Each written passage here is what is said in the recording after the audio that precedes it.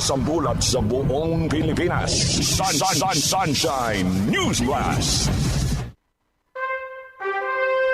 Sa Pilipinas, iisa lang ang bagong bukang bibig, ang alternatibong media network na nagtutrumpet at naghahatid ng magandang balita sa buong daigdig. SMNI, Sunshine Media Network International, where everything is possible. Higit na pinalakas, higit na pinalawak, at higit na pinakikinggan. Sunshine Radio, kapartner mo sa balita at serbisyo. DZRD Dagupan, at alternatibong radyo sa buong Pangasinan. Iba sa iba, sa iba, sa iba.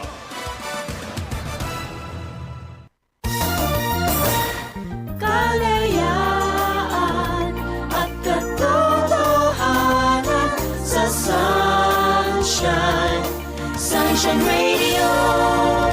Oras sa buong Pilipinas, alas 6:13 na ng umaga. At ang oras na yan, hatid sa inyo ng Plumb Pro at Immune Advance. SMNI Radio News Blast sa umaga. Mga balitang nag-aala ngayong umaga. SMNI Radio News Blast sa umaga. Mga nag-aalap na balita sa Pangasinan at Ilocos at sa buong Pilipinas. Mula sa DZRD 981 SMNI Radio News Center sa Dagupan City, narito ang inyong News Blasters. News Blast. Headline.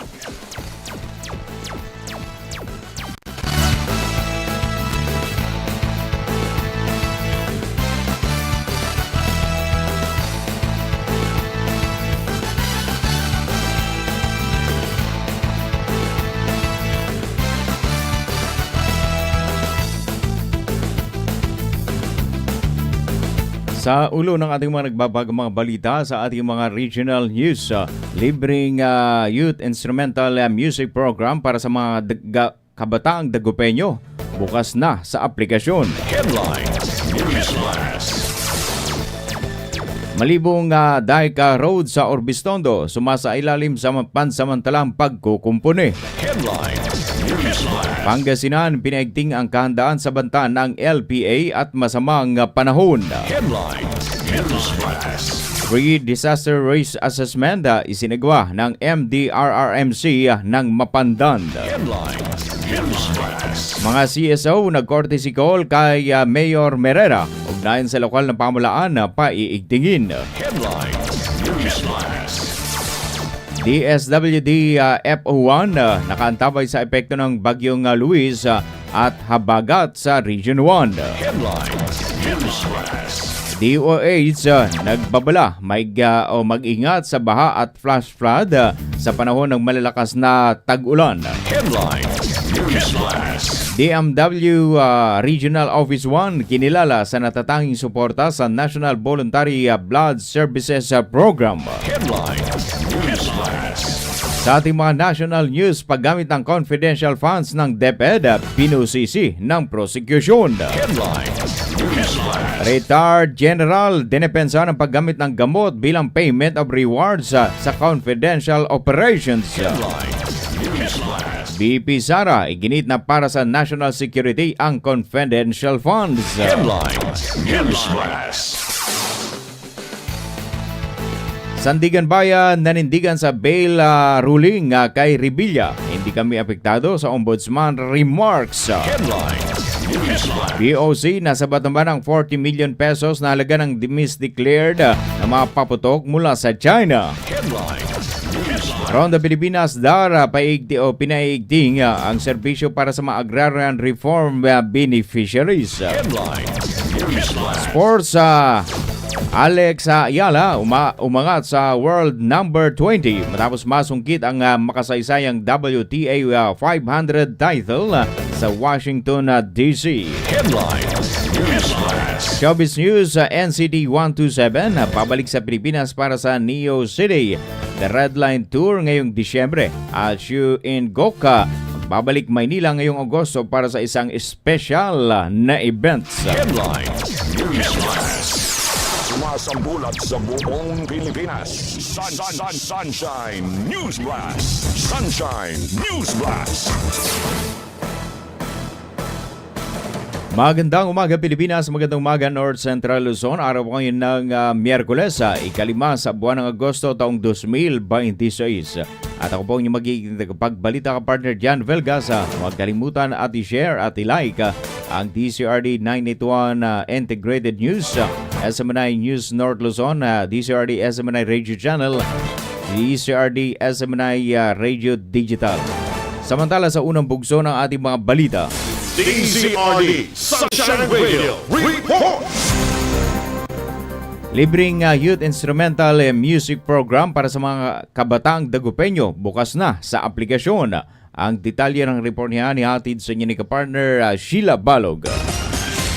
Bukas na ang Dagupan City Youth Instrumental Music Program, isang libreng programa sa pagsasanay para sa mga batang nais matutong tumugtog ng iba't ibang instrumentong pangmusika at lalo pang mapaunlad ang kanilang talento. Maaring sumali ang mga edad 6 hanggang 15 taong gulang, residente ng lungsod ng Dagupan at kahit walang karanasan sa musika ay malugod na tinatanggap.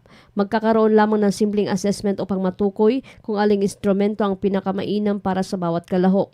Isinasagawa ang mga pagsasanay sa Dagupan City Teen Center sa Poblacion Weste tuwing Lunes at Biyernes, alas 3 hanggang alas 6 ng hapon at Sabado alas 9 ng umaga hanggang alas 12 ng tanghali. Para makapagrehistro, i-scan lamang ang QR code na makikita sa official na poster ng programa. Hinihikayat ang lahat ng mga kabataang may interes sa musika na samantalahin ang pagkakataong ito. Hindi kailangan ng malawak na karanasan. Ang mahalaga ay ang interes, dedikasyon at kagustuhang matuto.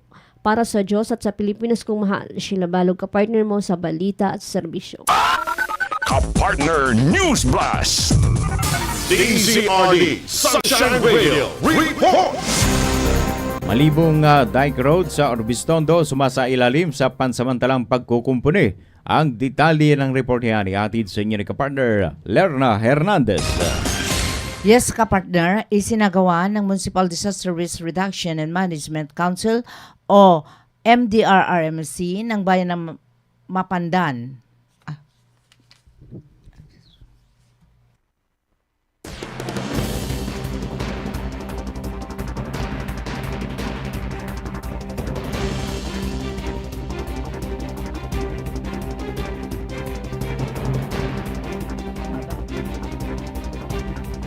Alright, balikan natin muli ang report ni kapartner Lerna Hernandez. Malibong Dyke Road sa Orbistondo sumasailalim sa pansamantalang pagkukumpuni. Kapartner Lerna, good morning. Yes, good morning kapartner. Nagkaroon na ng pansamantalang pagkukumpuni sa Malibong Dyke Road matapos ang pinagsamang inisyatibo ng tanggapan ng lokal na pamalaan at ang Sangguniang Bayan. Layunin ng proyekto na mabigyan ng agarang ginhawa ang mga residente ng Barangay Malibong at iba pang motorista na matagal nang dumaranas ng hirap dahil sa lubak-lubak na kalagayan ng naturang kalsada. Ayon sa lokal na pamalaan, naglaan ng pondo mula sa pondo ng munisipyo upang maisagawa ang pansamantalang road repair habang hinihintay ang tugon ng national government para sa pangmatagalan at mas komprehensibong rehabilitasyon ng nasabing Dyke Road. Bagamat pansamantala pa lamang ang isinagawang pagkukumpuni, inaasahang makakatulong ito upang maging mas ligtas at mas maginhawa ang pagbibiyahe ng mga residente at ng mga dumaraan sa lugar. Patuloy naman umaasa ang lokal na pamalaan na mabibigyan ng kaukulang suporta mula sa pambansang pamalaan ang tuluyang pagsasaayos ng kalsada upang matiyak ang ligtas at maayos na daloy ng transportasyon sa nasasakupang bayan. Para sa Diyos at Pilipinas kong mahal, Lerna Hernandez, kapartner mo sa balita at serbisyo. Kapartner News Blast. Sunshine News Blast. Maraming salamat kapartner Lerna sa balitang yan. Samantala, mas pinaigting ng pamalang palalawigan ng Pangasinan ang kahandaan laban sa patuloy na nararanasang pag-ulan dulot ng low pressure area o LPA at isa pang weather disturbance na binabantayan malapit sa lalawigan. Sa pakikipag-ugnayan ng Pangasinan PDRRMO, Philippine National Police o PNP at Municipal Disaster Risk Reduction and Management Office ng Bani nakapwesto na sa bayan ng pinagsamang rescue personnel at mga kagamitan bilang bahagi ng pre-positioning operations. Layunin ng hakbang na matiyak ang mabilis na pagtugon sakaling magkaroon ng pagbaha o iba pang emergency, kabilang na ang pagsasagawa ng preemptive evacuation kung kinakailangan. Samantala, nagpapatuloy rin ang pamamahagi ng relief assistance para sa mga naapektuang residente sa barangay Dakapasura sa Bani bilang bahagi ng response at early recovery efforts. Patuloy namang naka-alerto ang mga rescue team habang maigpit na minomonitor ang lagay ng panahon upang matiyak ang kaligtasan ng bawat Pangasinense. Sunshine News Blast. DZRD Sunshine Radio Report. Karagdagan pa sa ating mga balita, pre-disaster risk assessment isinagawa ng MDRRMC ng Bayan ng Mapandan. Nagbabalik sa report ka-partner Lerna Hernandez. Isinagawa ng Municipal Disaster Risk Reduction Management Council ng Bayan ng Mapandan ang isang Pre-Disaster Risk Assessment or PDRA bilang paghahanda sa posibleng epekto ng pinagsamang hanging habagat Tropical Cyclone Luis at Tropical Cyclone Dolphin. Layunin ng naturang assessment na masuri ang mga posibleng panganib at matiyak ang kahandaan ng lahat ng kinauukulang tanggapan upang maprotektahan ang buhay at ari-arian ng mga residente sakaling lumala ang kondisyon ng panahon. Sa isinagawang pagpupulong, tinalakay ang mga contingency plan, paghahanda ng mga evacuation center at iba pang hakbang upang matiyak ang maagap na pagtugon sa anumang sakuna. Pinapayuhan naman ng lahat ng Mapandanyan na manatiling mapagmatsyag, makinig sa mga opisyal na anunsyo ng lokal na pamahalaan at mga otoridad at ihanda ang kanilang emergency go bag kung kinakailangan. Para sa Diyos at Pilipinas kong mahal, Lerna Hernandez, kapartner mo sa balita at serbisyo. Ka-partner News Blast. DZRD Sunshine Radio Report. Sa pambalita, mga CSO nag-courtesy call kay Mayor Merera ugnayan sa lokal na pamahalaan na paiigtingin. Ang detalye ng report niya ni atid sa inyo ni kapartner Vian Vergabinya. Nagbigay ng courtesy call kay Mayor Pedro Pete A. Merera III ang mga kinatawan ng iba't ibang civil society organizations o CSOS sa tanggapan ng punong bayan. Layunin ng pagbisita na higpit pang palakasin ang ugnayan ng lokal na pamahalaan at ng mga organisasyon sibiko bilang katuwang sa pagpapatupad ng mga programang makatutulong sa pag-unlad ng komunidad. Sa isinagawang pagpupulong, tinalakay ng mga magkabilang panig ang mga posibleng pagtutulungan sa iba't ibang proyekto at aktibidad na nakatuon sa kapakanan ng mamamayan at sa patuloy na pagsusulong ng maayos na pamamahala. Binigyang diin din ang kahalagahan na aktibong partisipasyon ng mga civil society organizations sa pagsusulong ng mga inisyatibang magbibigay ng positibong epekto sa buong bayan. Inaasahan na mas mapapalakas pa ang koordinasyon at pagtutulungan ng lokal na pamahalaan at ng mga CSO upang maisakatuparan ang mga programang maghahatid ng mas maayos at mas inklusibong serbisyo para sa lahat. Para sa Diyos sa Pilipinas, kumahal to si Vian Vergabinya, kapartner mo sa balita at serbisyo. Ka-partner News Blast. DZRD Sunshine Radio Report.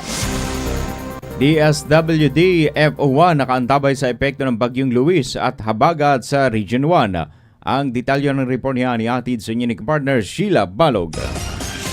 Sa gitna ng patuloy na epekto ng Bagyong Luis at ng Habagat, nagsagawa ang Department of Social and Welfare Development Office o DSWD Field Office 1 na isang operational briefing upang tiyakin ang kahandaan ng ahensya sa pagtugon sa mga posibleng maapektuhang pamilya sa Rehiyon 1. Sa isinagawang briefing, tinalakay ang pinakahuling disaster situation report, kabilang ang lawak ng epekto ng sama ng panahon sa iba't ibang lalawigan sa rehiyon. Sinuri rin ng ahensya ang kanilang operational structure upang matiyak ang mabilis at maayos at epesyenteng paghatid ng tulong sa sakaling lumala ang sitwasyon. Ayon sa DSWD Field Office 1, patuloy silang nakaantabay at naipaugnayan sa mga lokal na pamalaan at iba pang katuwang na ahensya upang masiguro ang maagap na pagbibigay ng kinakailangang ayuda at serbisyo sa mga pamilyang maapektuhan ng kalamidad. Nanawagan din ang ahensya sa publiko na manatiling alerto at sumunod sa mga abiso na kinauukulan habang nagpapatuloy ang masamang lagay ng panahon. Para sa Diyos at sa Pilipinas kung mahal, Sheila Balog, kapartner mo sa balita at serbisyo. Kapartner News Blast, DZRD Sunshine Radio Report. DOH nagbabala na mag-ingat sa baha at flash flood sa panahon ng malalakas na ulan. Nagbabalik sa report, kapartner Vian Vergabinya. Nagpaalala ang Department of Health sa publiko na manatiling alerto at handa sa panahon ng malalakas sa pag-ulan upang maiwasan ang panganib na dulot ng baha at flash flood. Ayon sa DOH, mahalagang agad na lumikas ang mga residente kapag may inilabas na babala ukol sa pagbaha. Pinapaalalahanan din ang publiko na huwag tumawid o magmaneho sa rumaragasang tubig dahil maaring magdulot ng ito na aksidente at panganib sa buhay. Ipinagbabawal din ang pagpapalaro sa mga bata sa baha, kanal, sapa at ilog dahil maaring malagay sila sa kapahamakan at malantad sa mga kontaminadong tubig. Nagbabala ang ahensya laban sa mga nakatagong panganib sa baha tulad ng mga butas sa kalsada, matutulis na bagay at iba pang maaring magdulot ng pinsala. Hinikayat din ang publiko na iwasan lumusong sa baha upang makaiwas sa mga sakit gaya ng leptospirosis at iba pang impeksyon. Kung sakaling mabasa ng baha, pinapayuhan ang lahat ng agad maligo at maghugas ng katawan gamit ang malinis na tubig at sabon. Paalala ng DOH sa oras ng emergency agad na tumawag sa 911 o sa pinakamalapit na local emergency hotline upang makakuha ng agarang tulong. Para sa Diyos sa Pilipinas, kumahal to si Vian Vergabinya, kapartner mo sa balita at serbisyo. Kapartner News Blast, Sunshine News Blast. Maraming salamat, kapartner Vian, sa balitang yan. Samantala sa huling detalye ng ating mga regional news, kinilala ang Department of Migrant Workers o DMW Regional Office 1 dahil sa natatangin nitong suporta sa National Voluntary Blood Services Program. Ang pagkilala ay ginawad sa isinagawang National Blood Donors Month Celebration and Awarding Ceremony nitong Agosto 4 kahapon sa Speaker Pro Tempore Francisco Ortega Convention Center sa Sibilia City, San Fernando, La Union. Sa pamumuno ni Regional Director Christian Ray Sison, patuloy na ipinapakita ng DMW Regional Office 1 ang suporta sa mga programang nagtataguyod ng voluntaryong pag-aalay ng dugo upang makatulong sa pagkakaroon ng sapat at ligtas na supply ng dugo para sa mga nangangailangan. Kinatawan naman ng ahensya si Chief Administrative Officer Christian Braille Navarro sa naturang seremonya na nagbibigay pugay sa mga blood donors at mga katuwang na organisasyon na may malaking ambag sa pagliligtas ng buhay. Ayon sa DMW Regional Office 1, mananatili itong kaagapay sa mga inisyatiba para palaganapin ang kultura ng voluntaryong pagbibigay ng dugo at paglilingkod sa mga mamamayan. Sunshine News Blast, sumasambulat sa buong Pilipinas. Sunshine News Blast, Sunshine News Blast. Oras na po natin mga partners, alas 6:31 na ng umaga. At ang oras na yan ay hatid sa inyo ng Plavon Pro at Immune Advance. Kasama na rin dyan ang Angel's Pizza Lucao mga kapartners. Samantala sa pagpapatuloy ng ating mga balitaan sa unang bugso ng ating mga national news. DZRD Sunshine Radio Report! Paggamit ng confidential funds ng DepEd, binusisi ng prosecution. Ang detalye ng report niya ni atid sa inyo ni partner Angel Pastor. Sa testimonya ng dating COA State Auditor na si Roderick Wamil, ibinahagi niya ang kanyang mga obserbasyon sa mga dokumentong isinumite ng Department of Education kaugnay sa paggamit ng confidential funds ng ahensya na dating pinamunuan ni Vice President Sara Duterte. Ipinagpatuloy ng prosekusyon sa ika-12 araw ng impeachment trial ang direct examination kay dating COA ICFAO State Auditor Roderick Wamil. Kaugnay ito sa paggamit ng confidential funds ng Department of Education o DepEd sa ilalim ni Vice President Sara Duterte. Nabanggit na nakatanggap ang DepEd ng 37.5 million pesos na confidential funds para sa first, second at third quarter ng physical at financial plan ng ahensya. Sinabi ni Wamil na hindi umano tinukoy ng DepEd ang mga confidential activities na pagbabasehan ng paglalabas ng pondo. Kabilang sa mga pinaglaanan ng confidential funds ang counterinsurgency programs, abuse prevention and control sa mga paaralan, anti-illegal activities operations at anti-extremism terrorism program. Ayon kay sinumiting dokumento ang DepEd kaugnay ng mga disbursement para sa mga naturang programa. Did the DepEd, Department of Education, submit any list of NPAs, communist or leftist groups? Based on their submissions po, wala naman po silang sinumit. We go as well to the second quarter. What observations can you make about the second quarter, Mr. Witness? Same po with the first quarter, hindi rin po naka-indicate yung kanilang specific confidential activities na kanilang paggagamitan ng magiging basis po ng kanilang disbursements from the confidential fund. Same observation for the third quarter in terms of physical target, Mr. Witness? Yes, ma'am. May paglabag din umano sa 3 disbursement vouchers ng DepEd dahil inaprobahan ito ni Undersecretary Annalyn Sevilla na sinabi ni Wamil na labag sa COA Joint Circular. Batay umano sa Joint Circular, ang head ng ahensya ang dapat responsable sa pag-aproba ng cash advances. Any observations that you may have with regards to these 3 disbursement vouchers? Itong disbursement vouchers po na ito ay inapprove ni Undersecretary Annalyn M. Sevilla in violation po nung joint circular na ang nakalagay po ay the head of the agency shall be responsible for the approval of the cash advances. Sa unang accomplishment report naman ng DepEd, may ilang line items na hindi umano pinapayagan sa ilalim ng joint circular, kabilang insentibo at travel expenses para sa confidential operations. Ayon kay Wamil, hindi rin pinapayagan ang medical at food aid sa ilalim ng anti-extremism terrorism program. Samantala sa pagtatapos ng direct examination ng prosekusyon kay Wamil, tinawag ni Kapunan na scam ang paggamit ng confidential funds ni VP Sara. Batay umano sa testimonya ni Wamil, may presumption na ang pondo ay na-convert para sa personal na gamit o pakinabang na tinukoy bilang prima facie evidence. Pinalaga naman ito ng defense team at hitting na alisin sa record ang naturang pahayag ni Kapunan na siyang pinabura naman ng presiding officer. Meron tinatawag na prima facie evidence. Anong tawag doon? Presumption? Presumption po. Presumption ng ano? Under po, presumption na yung fund po ay na-convert into personal use or benefit. Ang tawag ko lang doon, hindi prima facie evidence. Kung akong tatanungin, scam ito. Move to strike, No Your further Honor. questions. Move to strike. That is out of order, Your Honor. No further questions, Your Honor. Move to strike. So stricken from the record. No further questions. Direct examination is completed. Mula dito sa Senado para sa Diyos at Pilipinas kong mahal, Angel Pastor, SMNI News. Ka-partner News Blast! DZRD Sunshine Radio Report! Retired General dinepensa ng paggamit ng gamot bilang payment of rewards sa confidential operations. Ang detalye ng report niya ni atid sa inyo ni kapartner Daniela Paulite.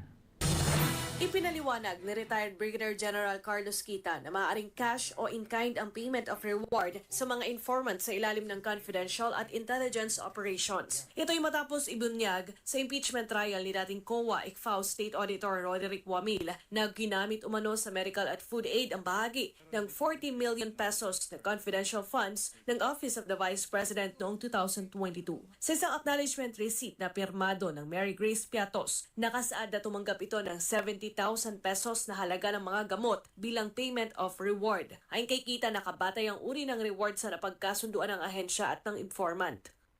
Ang sistema kasi ng sa intelligence, sa practice, kadalasan talaga, no? Pag sinabing payment of rewards, kadalasan na yung binabayad ay pera. Pero sa mga ibang lugar, depende yan. Pwede mong ibayad in kind pag tinanggap ng agent, no? Depende yan. Ipinaliwanag din ni Kita na karaniwang gumagamit ng alias o pseudonym ang mga informant upang maprotektahan ang kanilang pagkakakilanlan at kaligtasan sa mga intelligence operation. Sa mga intelligence operation kasi, gumagamit talaga ng mga aliases, ng mga codes. Kasi very risky dahil yan mga agent yan. Mga informant na pag nalaman ng kabila, and meron ng instance na ganyan, no? Nung may isa kaming kasama na nagkwento niya na nung na-reveal yung pangalan nung informant, dati code lang or alias, pinilit nung OPAP na ilabas. O yung command ng isa sa mga commander ng NPA. A week after, o less than a week, nung tunay na pangalan, itinumba. Kinontra rin niya ang pahayag na dapat detalyado ang ulat sa paggamit ng confidential funds. Anya na ang mga layunin ng operasyon at hindi kailangang ilahad ang lahat ng detalye upang hindi makompromiso ang seguridad ng mga operatibo. Na yung mga confidential information, hindi mo na kailangang ilagay sa report mo. Yung yung sinasabi niya na physical and financial, general statement yon, no? Of course, yung program and activities nandoon, general statement lang yon. Hindi sabihin yung blow by blow na gagawin mo doon, no? May mga objective ka, ilalagay mo. Nauna nang sinabi ni COA ICFAO State Auditor Wamil na may mga nakita umanong discrepancies sa cash disbursement voucher ng OVP noong December 2022 na hindi umano naaayon sa 2015 Joint Circular. Gayunman, sinabi ni Kita na may mga nagkakaroon ng pagkakaiba sa dokumentasyon dahil sa proseso ng obligated at liquidated funds sa paggamit ng pondo ng gobyerno. Dapat intindihan ng tao yung tinatawag na obligated funds at saka yung liquidated funds. Pag obligated, halimbawa yung fourth quarter, i-allocate mo na. O ito, pag gagamitan to, payment ito na sa agent. Na siya, on his own, gumamit na siya ng pera niya. Babayaran. Kumbaga, committed na to. Itong pondo na to, committed na. Yun ang obligated, no? So, committed na siya. Hindi pa nagagastos, pero obligated na. Kumbaga sa contract, nagkapirma kayo ng contract. So ngayon, ang susunod niyan is yung liquidation, no? Yung liquidation, ito na yung talagang payment itself. Pwedeng mangyari yan and talagang nangyayari yan sa lahat ng ahensya ng gobyerno. And may mga certain duration yan, no? Na dapat nababayaran na certain period. Para sa Diyos at sa Pilipinas kumahal, Daniela Paulita, SMNI. Ka-partner News Blast! DZRD Sunshine Radio Report! BP Sara iginit na para sa national security ang confidential funds. Ang detalye naman ng report niya ni atid sa inyo ni ka-partner Jason Rubrico. Nang naipaliwanag ni Vice President Sara Duterte kung saan nila ginamit yung confidential funds ng Office of the Vice President at the Department of Education. Ayon kay VP Sara, ginamit nila ang nasabing pondo sa mga aktibidad na may kaugnayan sa national security.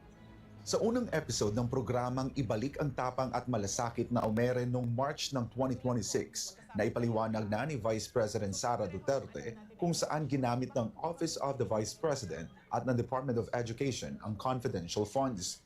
Ayon kay VP Sara, ang confidential funds ay ginamit sa mga proyektong tumutugon sa iba't ibang banta sa national security. Ang confidential funds, marami kaming pinaggamitan. Related siya lahat sa national security. Mga threats to education, threats to mga children, ang criminality, insurgency, violent extremism. Alam niyo yung nagpapasabog ng bomba, yung mga ganon. Dahil sa kanilang ideolohiya, ganyan. Merong recruitment sa ganyan. Tapos, terrorism.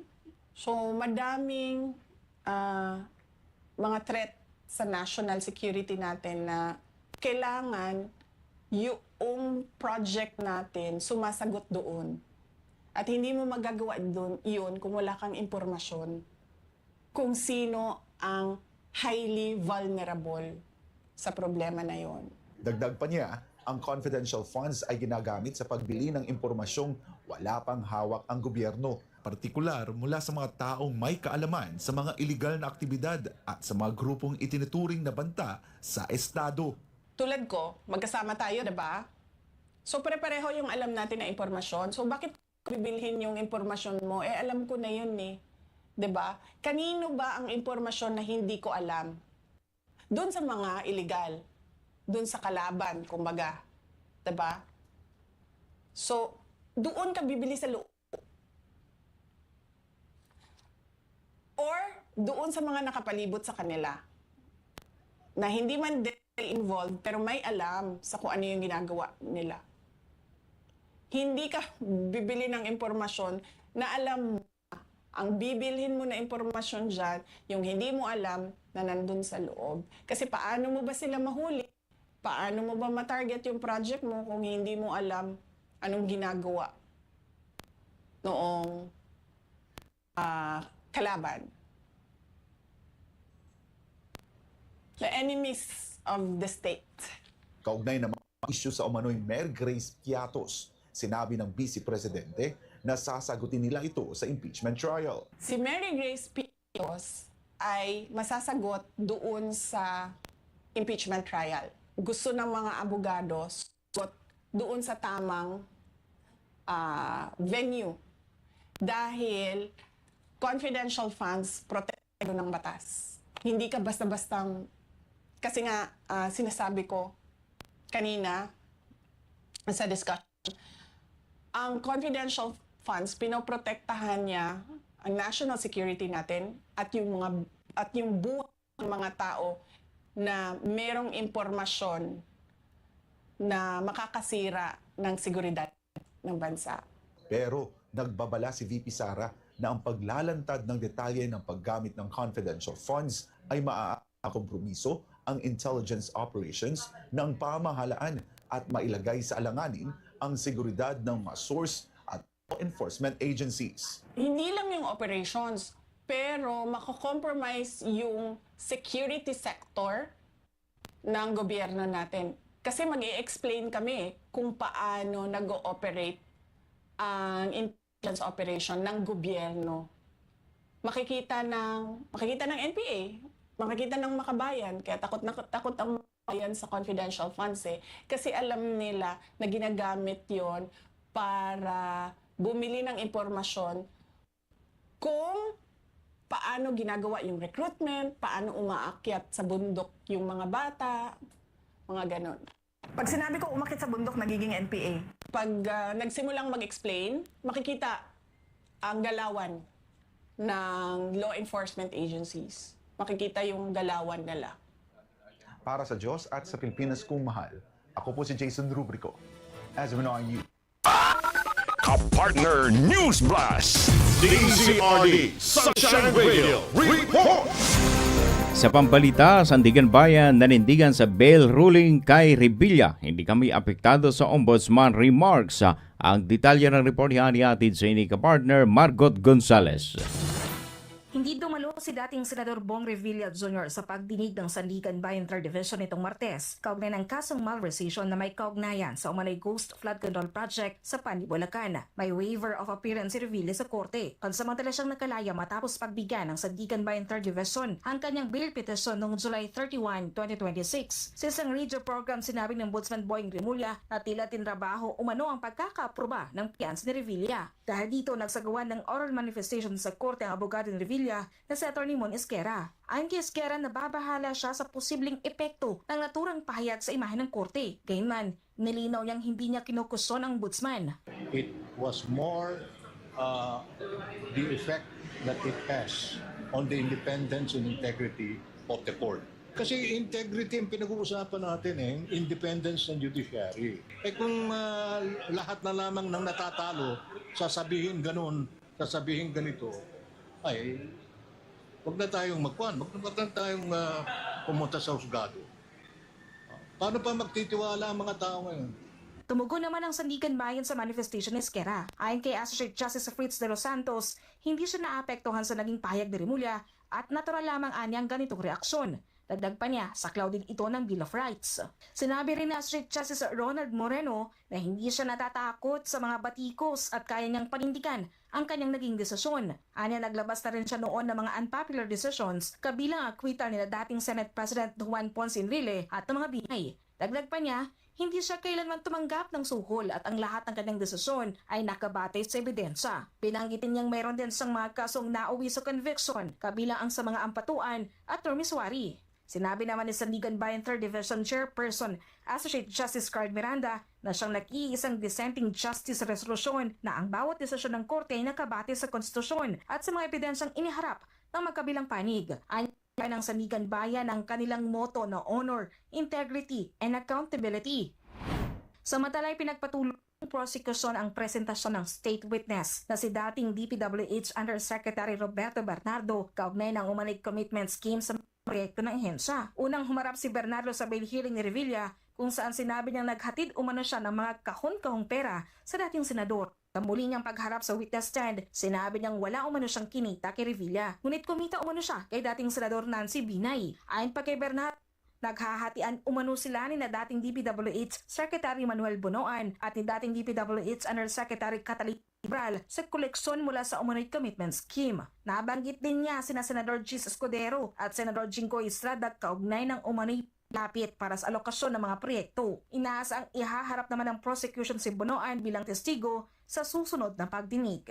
Para sa Diyos at Pilipinas kumahal, Margaret Gonzalez, SMNI News. Kapartner News Blast. DZRD Sunshine Radio Report. Huling detalye ng ating mga national news sa BOC, nasabat ang 40 million pesos na halaga ng misdeclared na mga paputok mula sa China. Ang detalye ng report niya ni atid sa inyo ni kapartner Aaron Rojas.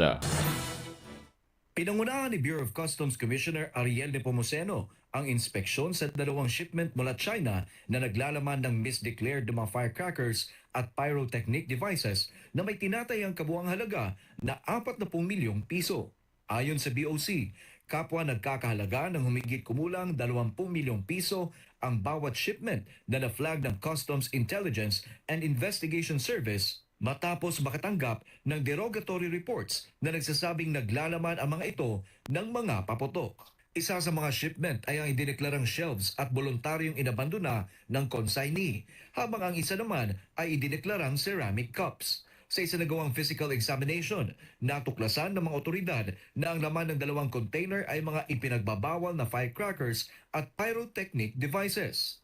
Ayon sa BOC, ipinagbabawal ang pag-aangkat ng mga finished firecrackers at pyrotechnic devices sa ilalim ng Republic Act No. 7183 at ng Implementing Rules and Regulations nito bago ipasa sa mga kaukulang ahensya ng pamahalaan para sa tamang disposal. Ayon pa sa ahensya, bahagi ito ng whole of government campaign ng Administrasyong Marcos laban sa smuggling at economic sabotage. Layunin din itong palakasin ang border security at papanagutin ang mga sangkot sa iligal na kalakalan. Para sa Diyos at sa Pilipinas kung mahal, Aaron Rojas, SMNI News. Kapartner News Blast! Ronda Pilipinas! Sa ating Ronda Pilipinas, DAR pinaigting ang serbisyo para sa mga agrarian reform beneficiaries. Ang detalye ng report niya hatid sa inyo ng partner Sheila Balog. Mas maayos, mas mabilis at mas epektibong serbisyo ang layunin ng Department of Agrarian Reform o DAR para sa mga Agrarian Reform Beneficiaries o ARBs. Ito ang binigyang diin sa ikalawang araw ng CY 2026 National First Semester Formative Performance Assessment and Second Semester Catch-up Planning Conference kung saan 275 kalahok ang nakiisa sa pamamagitan ng hybrid na pamamaraan. Sa unang pagkakataon, isinagawa ang nasabing komperensya gamit ang hybrid setup bilang bahagi ng cost-saving measures ng ahensya. Sa pamamagitan nito, mas napalawak ang partisipasyon ng mga opisyal at kawani ng DAR mula sa iba't ibang panig ng bansa. Layunin ng aktibidad na mas mapalakas ang koordinasyon ng mga tanggapan ng DAR at matiyak ang mas epesyenteng pagpapatupad ng mga programa at serbisyo ng direktemang nakakatulong sa mga ARB. Ayon sa DAR, patuloy na pagpapahusay sa kanilang operasyon ay bahagi ng kanilang pangako na makapaghatid ng mas mabilis, dekalidad na serbisyo para sa mga benepisyaryo ng reformang agraryo. Para sa Diyos at sa Pilipinas kung mahal, Sheila Balog, kapartner mo sa Balita at Serbisyo. Kapartner News Blast! Sports News Blast! Sa atin namang sports news, Alex Ayala, mga sa world number 20 matapos masungkit ang makasaysayang WTA 500 title sa Washington DC. Ang detalye ng report ni hatid sa inyo ni partner Carlo De La Peña. Patuloy na sinusulat ni Alex Ayala ang kasaysayan ng Philippine tennis matapos niyang masungkit ang kampyonato sa Mubadala DC Open sa Washington DC at opisyal na umakyat sa career high na world number 20 sa pinakabagong Women's Tennis Association o WTA rankings. Tinapos ng 21 anyos na Pilipina ang makasaysayang kampanya sa pamamagitan ng pagbaliktad sa world number 3 na si Jessica Pegula ng Estados Unidos 4-6-6-4-6-0 sa finals upang maiuwi ang kauna-unahang WTA Tour Level Championship ng isang Pilipino. Mula sa dating ika-28 pwesto sa world rankings, umakyat si Ayala ng 8 pwesto matapos makalikom ng 500 ranking points bilang kampyon ng WTA 500 tournament. Bukod sa bagong career high ranking, nag-uwi rin si Ayala ng premyong $252 o humigit kumulang 15.4 million pesos. Hindi naging madali ang naging landas ng Pilipinas sa torneo dahil sunod-sunod niyang tinalo ang ilan sa pinakamalalaking pangalan sa women's tennis. Sinimulan niya ang kampanya sa panalo laban kay reigning Olympic champion na si Zheng Qinwen bago sinundan ng mga tagumpay laban kina defending champion Leylah Fernandez, second seed Alina Svitolina, dating world number 1 Naomi Osaka at sa huli ay si world number 3 Jessica Pegula sa championship match. 2 set lamang ang naibigay Ayala sa buong torneo. Ang unang set laban kina Zheng at Pegula bago dominahin ang natitirang mga laban. Ayon kay Ayala, alam niyang napakahirap ng draw sa Washington, ngunit ipinagmamalaki niyang nalampasan ng bawat hamon. Sa kabila ng makasaysayang tagumpay, wala pang panahon para magdiwang ng matagalang Filipina. Kasabak sa susunod na torneo ang Canadian Open, kung saan makakaharap niya si Alicia Park sa opening round. Sa kanyang makasaysayang kampyonato at pagpasok sa top 20 ng mundo, lalo pang pinagtibay ni Alex Ayala ang kanyang katayuan bilang pinakamataas na niraranggong Pilipinang manlalaro sa kasaysayan ng professional tennis at isa sa pinakamalalaking pangalan ng Philippine sports sa kasalukuyan. Para sa Diyos at sa Pilipinas kung mahal, Carlo De La Peña, SMNI News. Showbiz News Blast. Sa ating mga showbiz news, sa NCT 127 babalik sa Pilipinas para sa Neo City The Red Line Tour ngayong Disyembre at Seo In-guk magbabalik Maynila ngayong Agosto para sa isang espesyal na event. Ang detalye ng report niya hatid sa inyo ni partner Sigrid Castañeda. Inihayag na ng NCT 127 sa kanilang official X account na gaganapin ang kanilang Neo City The Red Line concert sa Mall of Asia Arena this coming December 12. Matatanda ang huling nagtanghal ang grupo sa bansa last January 2024 para sa kanilang Neo City The Unity Tour. Sisimula naman ang bagong world tour sa pamamagitan ng City The Unity Tour.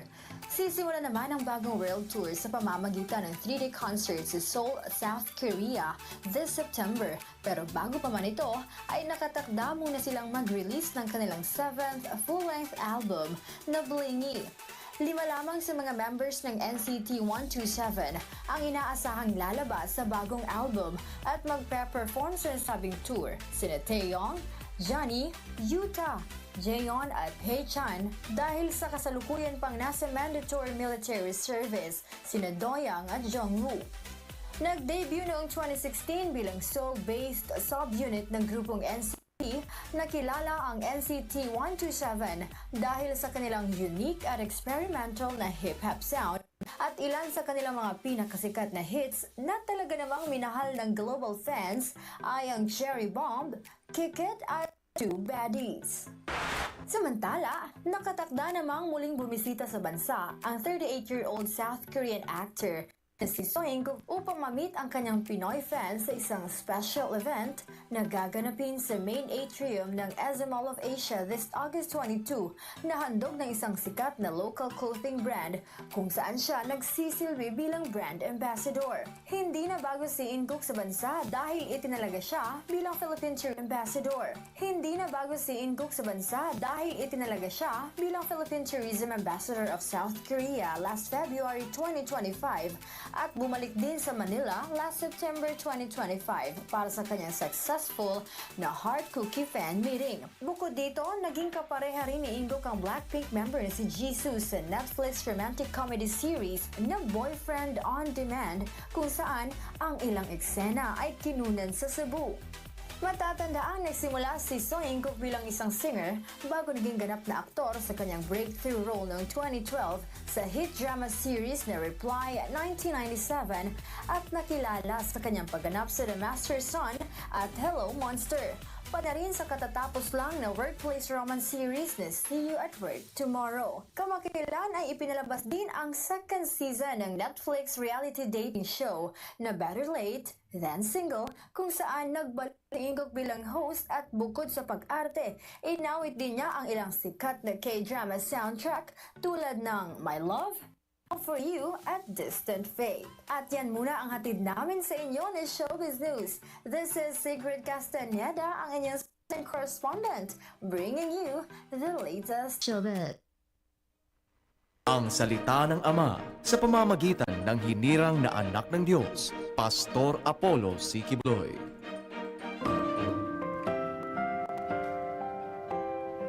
Ang mga may pananampalataya ay hindi nabubuhay sa kasalukuyan, bagkus ay kanilang dinadala ang hinaharap sa kasalukuyan.